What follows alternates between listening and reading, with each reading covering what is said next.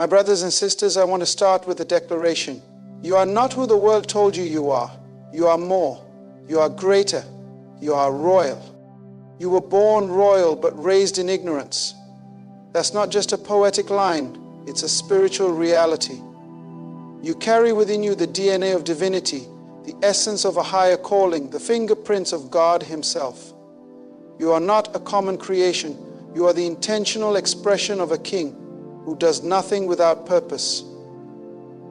And yet, from the moment you entered this world, something began to go terribly wrong. The system you were born into had no interest in nurturing your divine nature. It didn't teach you that you were a ruler in the making.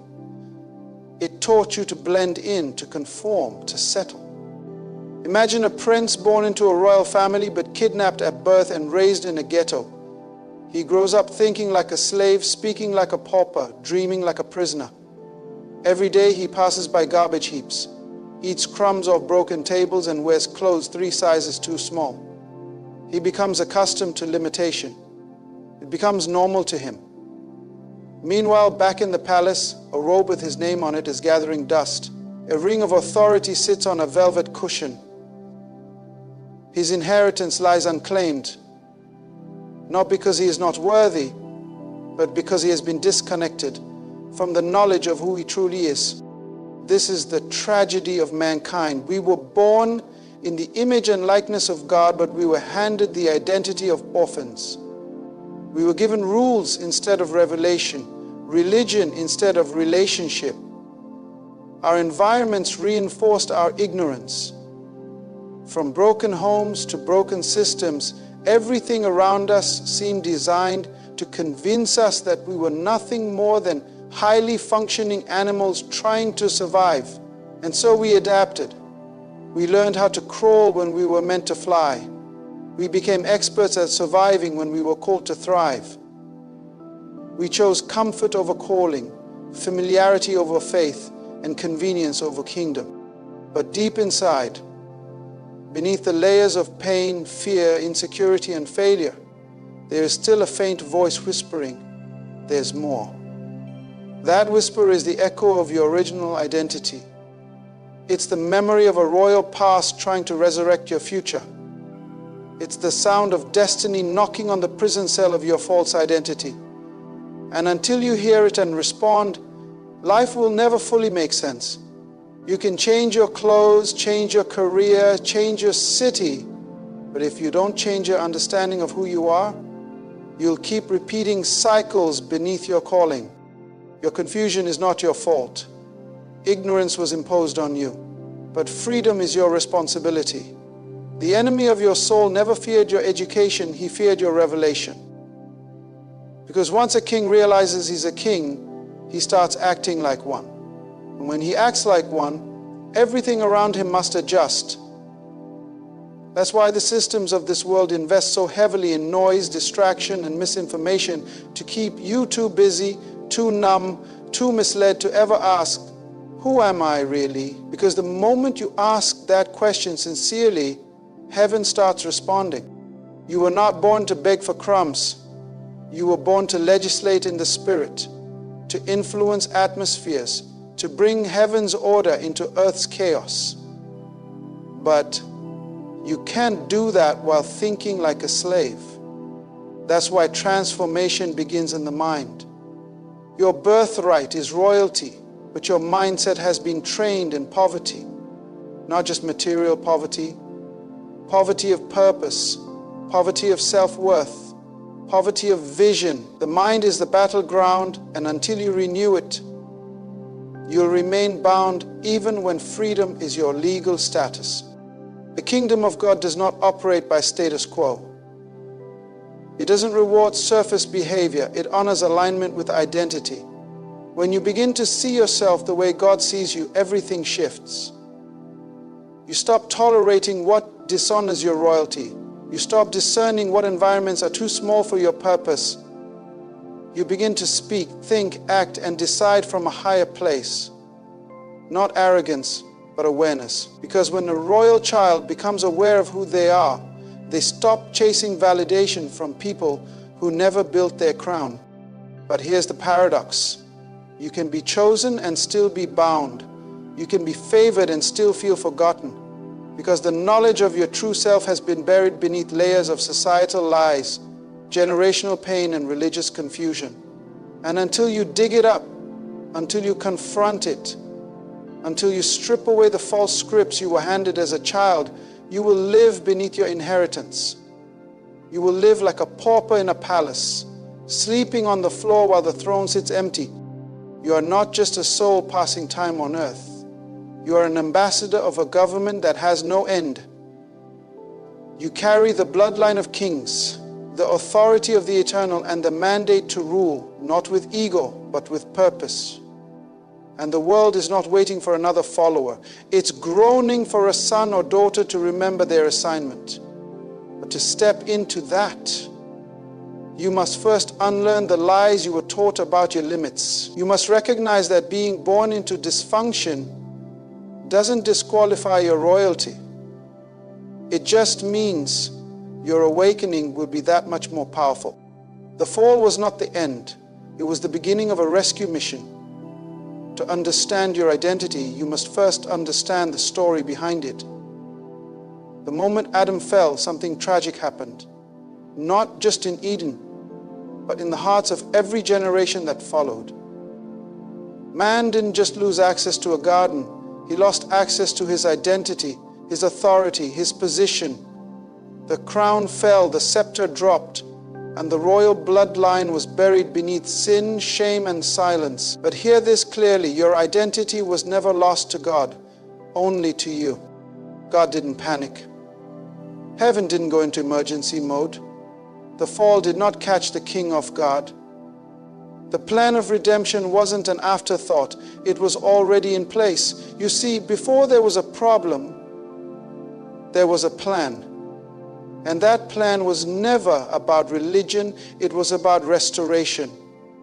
The enemy thought he had robbed humanity of its place, but in reality, he only activated the unveiling of God's master plan to bring his royal children back home, not just to save them, but to reestablish them in their original position as rulers, sons, daughters, and citizens of a divine kingdom.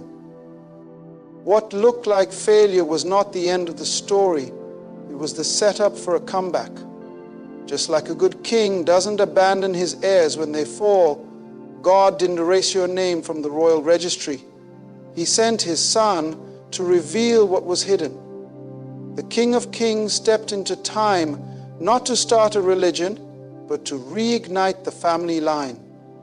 Jesus didn't just die to take away your sins. He came to restore your identity. He didn't just redeem your soul. He reactivated your assignment.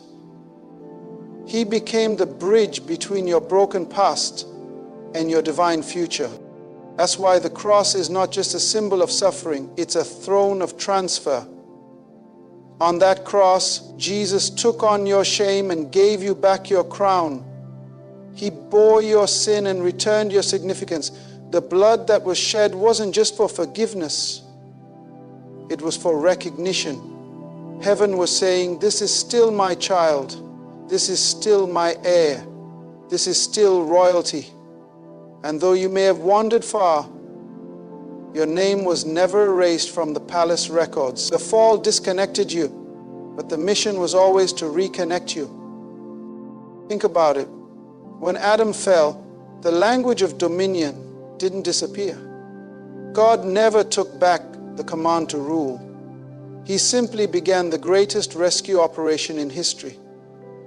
Every prophet, every covenant, every promise was a piece of the puzzle, leading back to the ultimate revelation that fallen man could rise again, not by strength, not by law, but by grace. You were not left behind. You were being pursued, not because you were weak, but because you were valuable. Only valuable things get rescued. Only royalty gets recovered. And here's what many fail to see. The fall didn't cancel your future, it confirmed it. Because if there was nothing worth restoring, God would have left it all behind. But he saw something in you worth fighting for, worth dying for, worth redeeming. You may have felt broken, but heaven saw you as recoverable. The enemy wants you to think it's too late, that your past disqualifies you, that your mistakes define you, but in the kingdom, failure is not final. In fact, it often becomes the doorway to destiny. What disqualified you in man's eyes is exactly what qualifies you for a kingdom comeback. So stop interpreting your story through the lens of guilt and shame. The king knew exactly what you would go through. He knew the mess, he saw the choices, and still he launched the mission.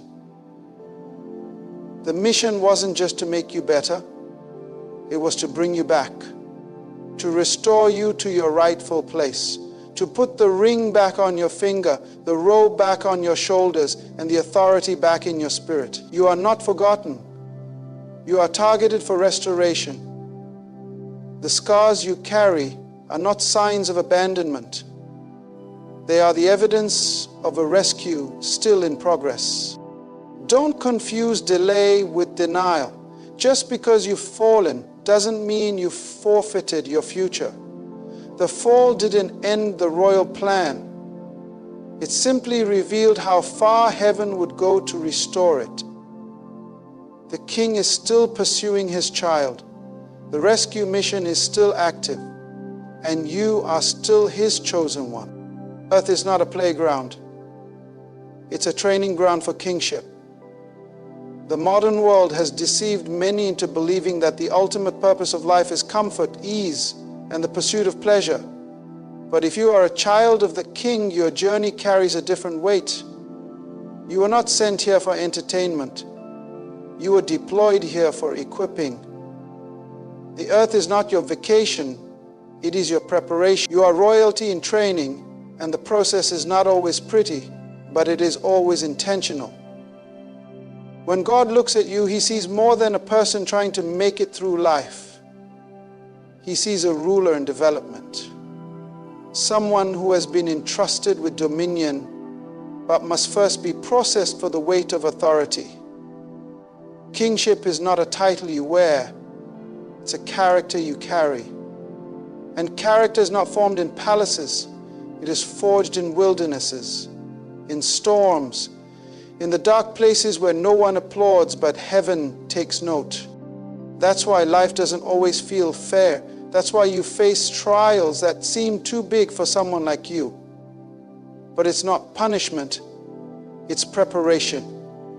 Royalty is never entrusted with power without first being tested by pressure. Before David ever held a crown, he held a sling in the wilderness. Before Joseph wore the royal robe in Egypt, he wore chains in a prison. Before Esther saved a nation, she was hidden for a season. And before Jesus ruled with all authority, he was led into the wilderness to be tested. Why? Because rulership demands resilience. Every challenge you face is not meant to break you, it's meant to build you. Heaven does not waste battles. Every attack, every delay, every rejection has a divine purpose. Pain is not proof of abandonment, it's proof of investment. God only grooms those he intends to use. The heat you feel is not hell, it's the fire of refinement. You are being molded for more than survival. You are being shaped for stewardship, for influence, for leadership. And the ones who will carry the weight of the kingdom cannot afford to be soft. This is why you cannot live like everyone else. You cannot think like the crowd, move like the majority, or settle like the culture. You are in training. Your environment may look ordinary, but your assignment is extraordinary. You've been drafted into a divine academy, and every season you go through is part of the curriculum. Your frustration is teaching you focus. Your rejection is developing your resilience. Your isolation is deepening your insight. You are not wasting time. You are being processed for purpose. Even the delays you experience are not signs that God has forgotten you. They are strategic pauses to strengthen what's inside of you. You are being rooted before you are revealed. Why? Because heaven doesn't want you to collapse under the very blessing you were born to carry. Premature promotion is dangerous. What you haven't been trained to handle can crush you. So instead, God trains you in secret, disciplines you in private, and refines you through trial so that when you stand in your season of elevation, you won't just look royal, you'll rule with wisdom. Many people ask for the crown, but few are willing to go through the crushing required to wear it with integrity. You don't just wake up and become a king. You are formed into one. And that formation often happens in discomfort. Earth teaches you what heaven already declared about you. Life on this side of eternity is a school for the sons and daughters of the kingdom. And your graduation is not when the trial ends, but when you step into your calling, fully aware of who you are, whose you are, and what you've been prepared to carry. So don't despise your season of stretching. Don't curse the fire. Don't run from the assignment just because it hurts. Remember this: diamonds are formed under pressure. Gold is purified by fire. Arrows are pulled back before they launch forward, and kings are trained, not born ready. You were never meant to stay in comfort. You were sent here to be stretched into capacity. Your discomfort is divine proof that greatness is growing inside you. The kingdom doesn't train cowards, it equips kings. And if the process is painful, it means the crown is heavy. Religion gave you rules, but the kingdom restores your rights.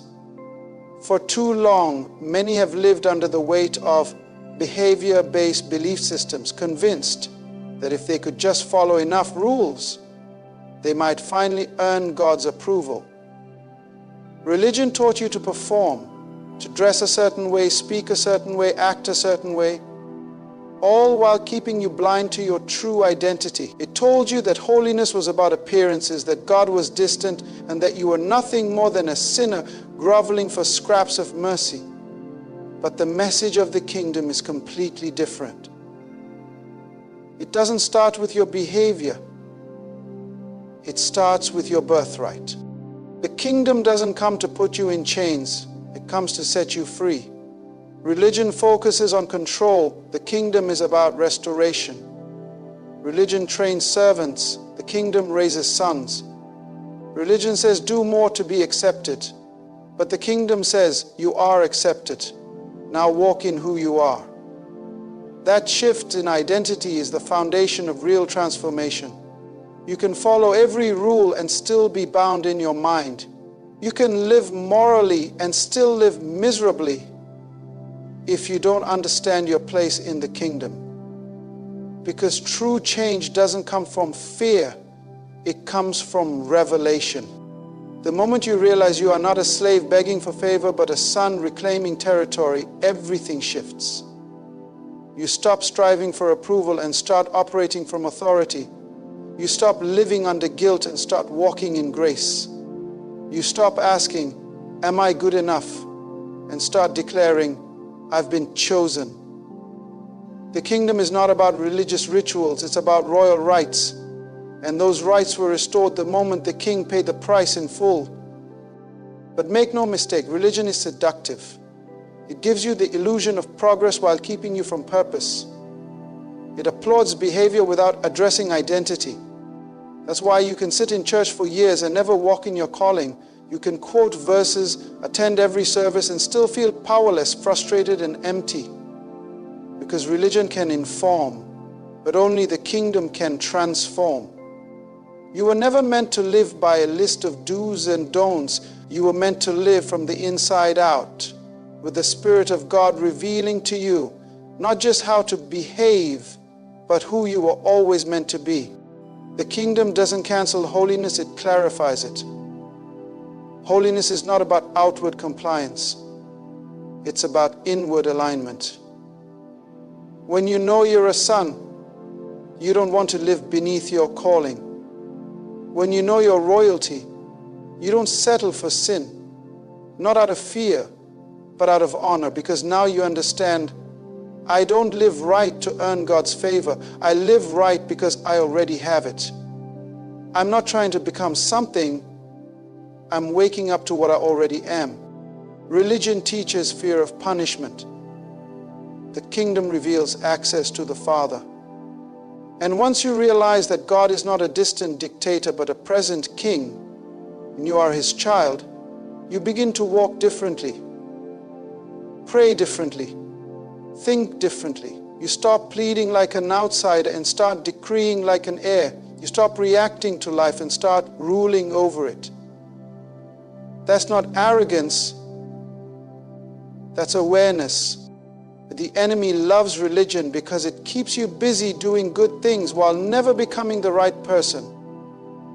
He doesn't mind you singing songs, quoting scripture, or attending services so long as you never discover your true identity. Because once you know who you are, you become unstoppable. You begin to reclaim ground that was lost. You begin to speak with authority, walk in purpose, and challenge systems that kept you bound. Identity is dangerous to darkness. That's why Jesus didn't come to establish a religion. He came preaching the kingdom. He didn't say, follow these rules and hope for heaven.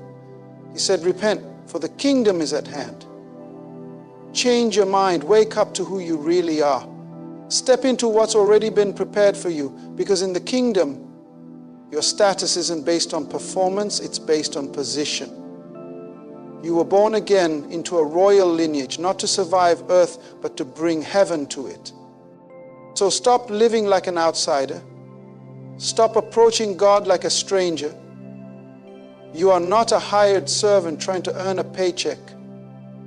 You are a son, a daughter, an heir. And the kingdom is your inheritance, not because you earned it, but because the king chose you to carry it. The king has sent for you, but you must wake up.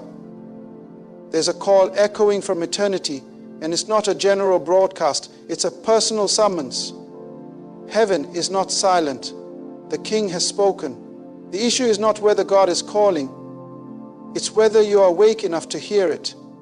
So many live in spiritual slumber, numbed by distractions, sedated by survival, unaware that their name has already been called, their place already prepared. The royal robe is ready.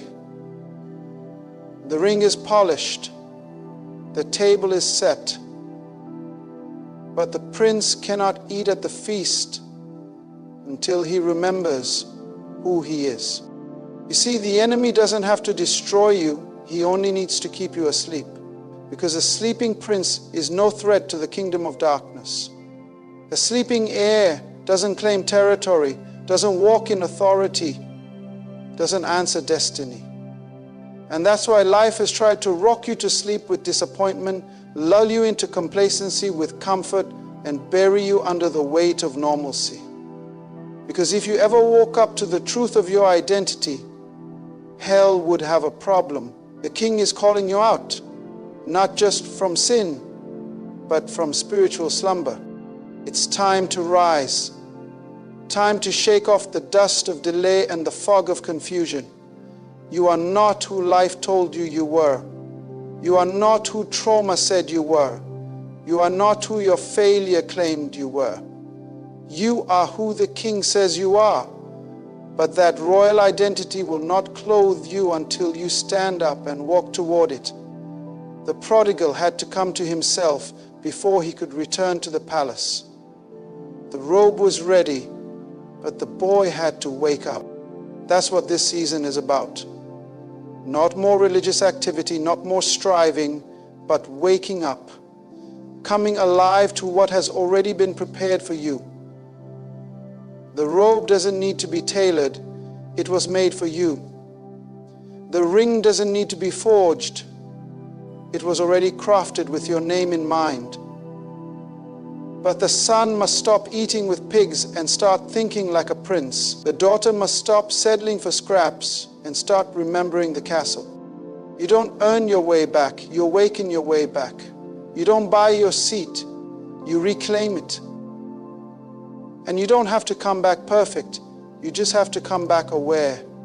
Aware that grace is still available, that your name is still recognized in heaven, that your chair at the table was never given away. God didn't replace you. He's been waiting for you.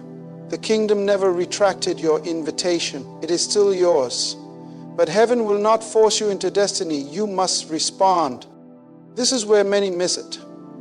They think because they fell, they are disqualified. But the king never canceled your name in the book. He never tore your robe. He never melted down your ring. He kept everything intact, waiting for the day you would shake off the lies, get up from your mess and say, I will arise. That moment, when your spirit stands, even if your situation hasn't changed, that's when heaven moves. That's when restoration begins. That's when the angels start preparing the celebration. You are not too far gone.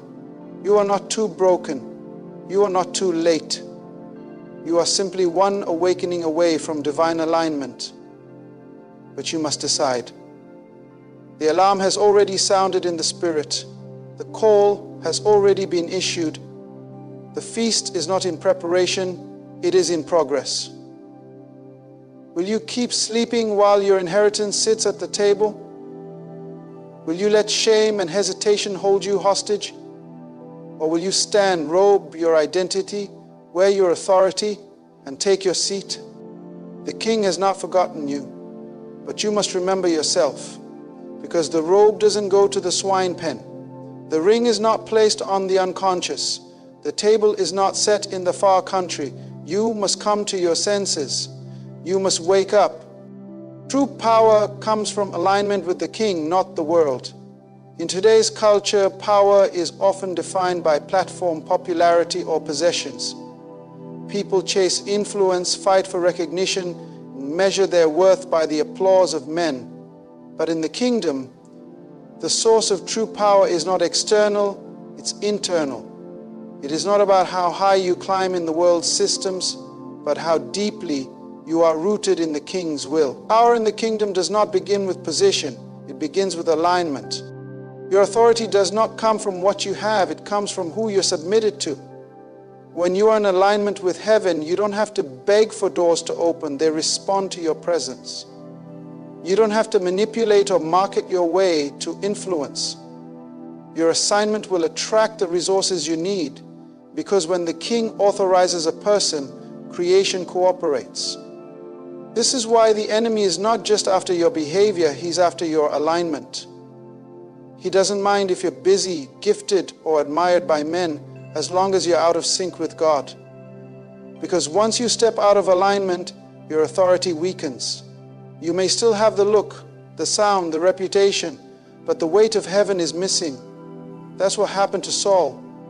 He kept the crown but lost the oil, because power without alignment is performance without presence. It's motion without meaning, and that's not what you were created for. Jesus never chased fame, yet crowds followed him. He never lobbied for titles, yet demons trembled at his words. Why? Because he lived in total alignment with the will of the Father. That's the key.